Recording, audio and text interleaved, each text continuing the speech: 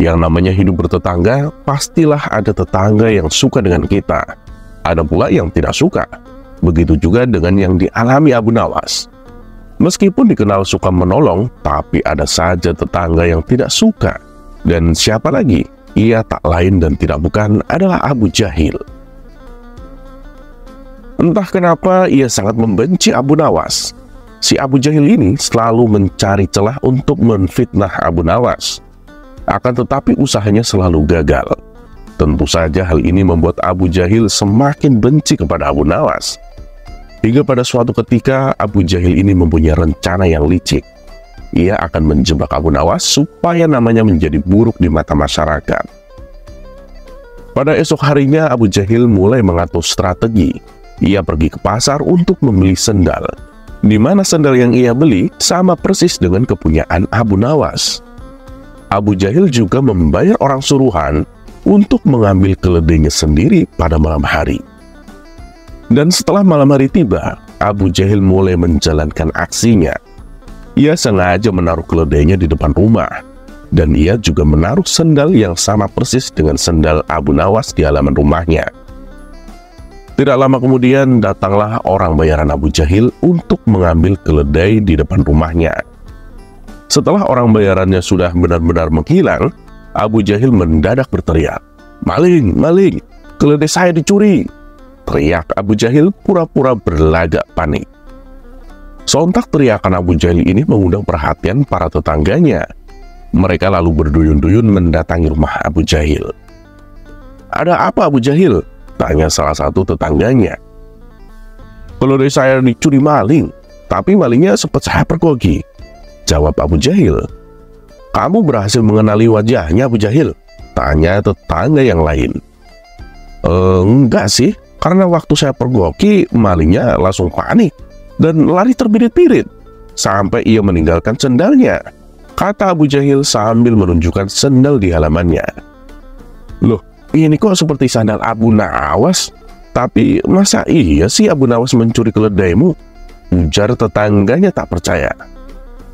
"Ya, namanya juga orang lagi hilaf. Apapun pasti dilakukannya. Apalagi sekarang Abu Nawas sudah lama tidak diberi hadiah baginda raja.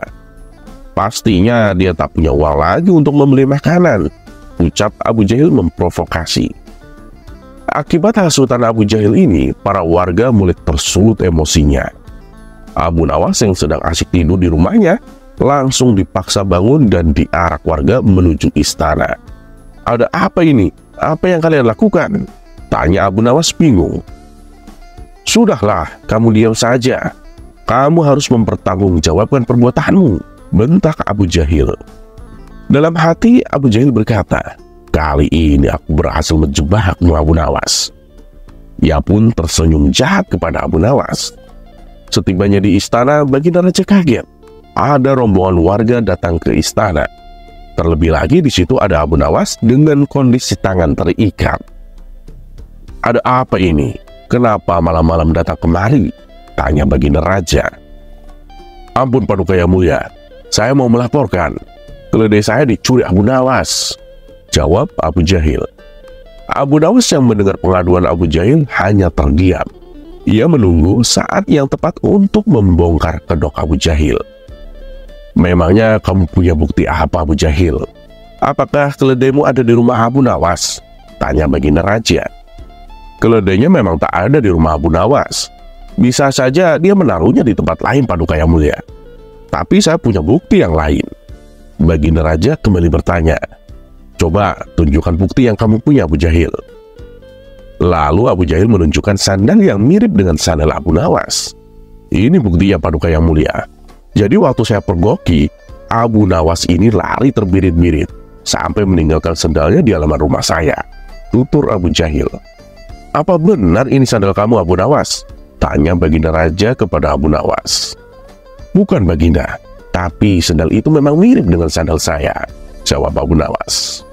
"Kamu jangan mencoba mengelak Abu Nawas. Jelas-jelas ini sandal kamu," bentak Abu Jahil. Sudah, berikan sandal itu padaku," pinta baginda raja kepada Abu Jahil. Setelah Abu Jahil memberikan sandalnya, baginda raja lalu memanggil Abu Nawas. "Abu Nawas, kemarilah. "Coba pakai sendal ini," perintah baginda raja. Dan setelah dicoba, sendal yang dibawa Abu Jahil tidak muat di kaki Abu Nawas. Melihat hal itu, Abu Jahil mulai belingsatan. Mukanya pucat dan keringat dingin mulai keluar dari tubuhnya.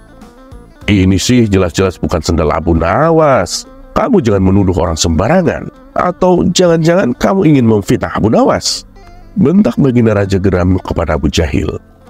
Dengan mulut terbata-bata, Abu Jahil pun menjawab, "Maaf Paduka yang mulia, saya kira itu sendalnya Abu Nawas." Ternyata Abu Jahil salah perhitungan saat ia membeli sendal yang mirip dengan sandal Abu Nawas. Abu Jahil tidak mencocokkan dengan ukuran kaki Abu Nawas. Di saat Abu Jahil mulai terbongkar rencana busuknya, Abu Nawas langsung melancarkan aksinya. "Begini Paduka yang mulia, sebenarnya Abu Jahil ini sudah berulang kali dia mencoba berbuat jahat. Tapi rencananya selalu bisa saya gagalkan," tutur Abu Nawas.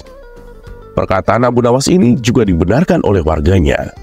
"Benar Baginda, benar apa yang dikatakan oleh Abu Nawas. Dan kami sungguh sangat menyesal dan kecewa karena kali ini kami termakan hasutan Abu Jahil. Kami minta maaf Abu Nawas," ucap mereka. Abu Nawas pun memaafkannya, karena pada dasarnya mereka hanya termakan hasutan Abu Jahil. Sementara Abu Jahil langsung dimasukkan ke dalam penjara atas perbuatan yang dilakukannya. Dan ia pun dihukum selama 5 tahun. Seperti biasa, karena berkelakuan baik, Abu Jahil mendapat potongan hukuman menjadi 5 bulan. Dan dipotong lagi menjadi 1 bulan karena menepati Hari Raya Idul Fitri. Dari kisah ini bisa kita ambil pelajaran. Kalau mau berbuat jahat, minimal cerdaslah sedikit. Dan kita juga bisa mengambil pelajaran bahwa seberat-beratnya hukuman kita akan mendapatkan potongan ketika kita berkelakuan baik di dalam penjara. Tentu hal ini hanya berlaku untuk kalangan pejabat.